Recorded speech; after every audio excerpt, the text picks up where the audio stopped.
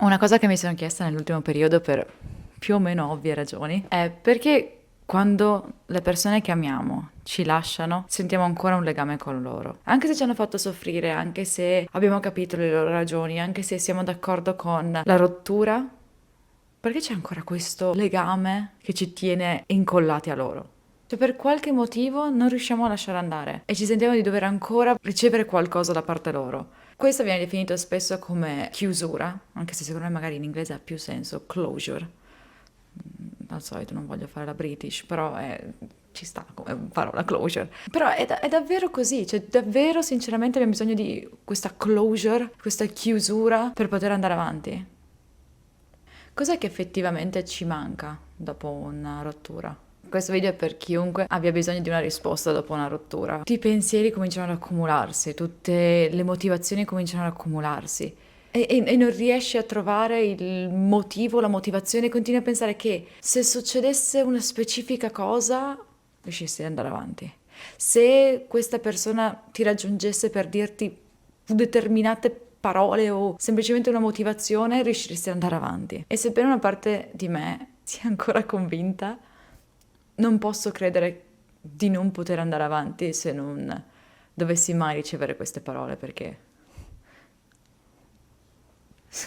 molto probabilmente non le riceverò mai. Quindi, ma il problema di non ricevere motivazioni, il problema di avere tutti questi pensieri, ti portano spesso a pensare, sono io il problema. Se non mi sta più parlando, sono io il problema.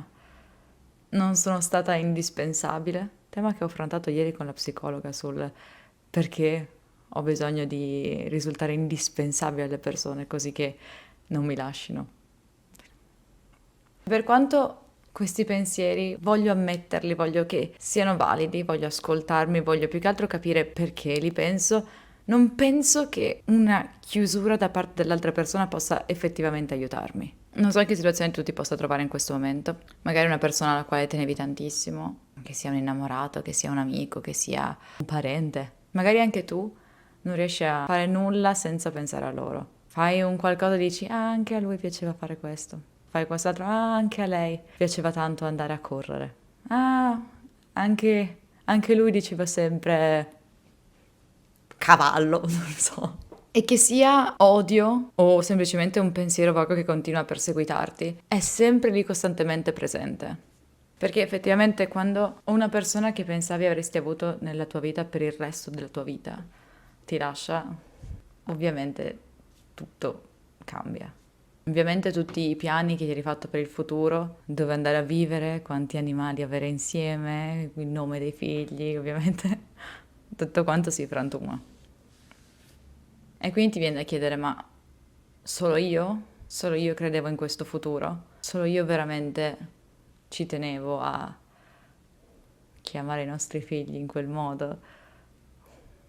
Soprattutto se è una relazione che è durata tanto, ti cominci a sentire vuoto, perché quella persona ti priva anche di una parte di te stesso, la parte che eri tu con quella persona. E penso sia abbastanza comune cominciare a dubitare di se stessi, cominciare a pensare, ah, magari sono io il problema. Sei nato perché io non sono abbastanza. E cominci a pensarci costantemente, fare cose che magari non sono troppo sane per te, che se dicessi ai tuoi amici ti prenderebbero in giro, come avere ancora le sue magliette nell'armadio, come non voler buttare via determinati oggetti, come sperare anche un minimo che ogni tanto l'altra persona ti stia pensando. Forse un po' troppo cattivo, ma sperare un pochino che ci stia male. E ti senti come se ci fosse questa porta ancora aperta. Perché ci sono cose che non hai ancora detto, cose che non hai ancora provato, cose che pensi potresti fare o che vorresti fare e pensi magari in questo modo capirà che effettivamente ha valore quello che avevamo. Lo sto dicendo a te, ma lo sto dicendo anche a me stessa, tanto, te lo giuro. L'altra persona sa perfettamente come sei, sa quanto sei bello, sa quanto sei intelligente, sa quanto sei divertente. Non devi dimostrare nulla di tutto questo, non ha senso farsi bello, postare storie, postare video, postare cose per farti vedere più bello, più bella, così che magari si pentirà e tornerà indietro. Non ha senso. Quella persona sapeva perfettamente chi sei tu, almeno più o meno, o se non lo sapeva, peggio per lui slash lei slash qualsiasi altro pronome.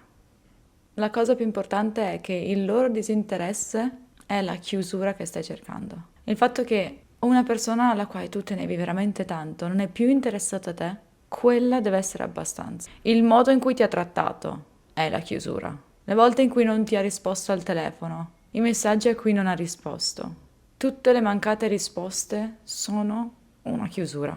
Scusa se sono tanto seria, ma è... Il modo in cui ti ha trattata, è la chiusura.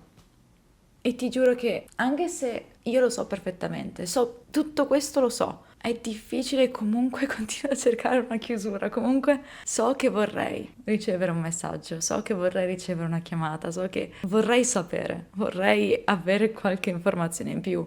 Penso che questo sia semplicemente il mio ricercare un pezzo di me che ho lasciato andare con quella persona. E molto spesso mi ritrovo a romanticizzare tutti i momenti. Quindi le litigate, non penso più al modo in cui mi ha urlato contro, ma penso a quando poi ci siamo riappacificati. Non penso più alle volte in cui è andato via, ma penso più alle volte in cui è tornato.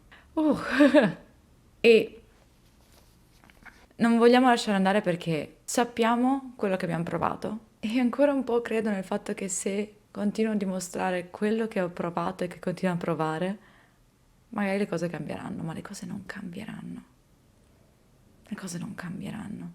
E in ogni caso, anche dovessero cambiare, quella persona non ci ha portato rispetto. Ed è veramente abbastanza. Dobbiamo, cioè dico noi dobbiamo perché letteralmente noi dobbiamo avere più a cuore noi stessi e il rispetto che abbiamo per noi stessi. È importante accettare che non torneranno, anche se potrebbero tornare. È importante concentrarsi sul fatto che non torneranno, perché anche dovessero tornare, noi dovremo avere abbastanza rispetto per noi stessi per imporci e dire di no. Quello che mi sta aiutando tanto ad andare avanti è trovare nuovi hobby, trovare nuove cose da fare, spingermi ad uscire di casa, creare nuove esperienze, creare nuove situazioni, riempirmi la vita di altre cose che amo.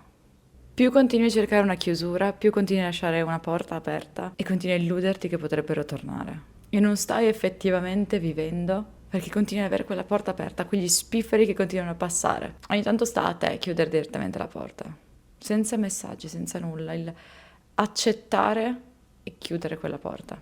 Sinceramente questo, come avrei notato, è un video abbastanza difficile per me, che ho procrastinato per un bel po' di tempo.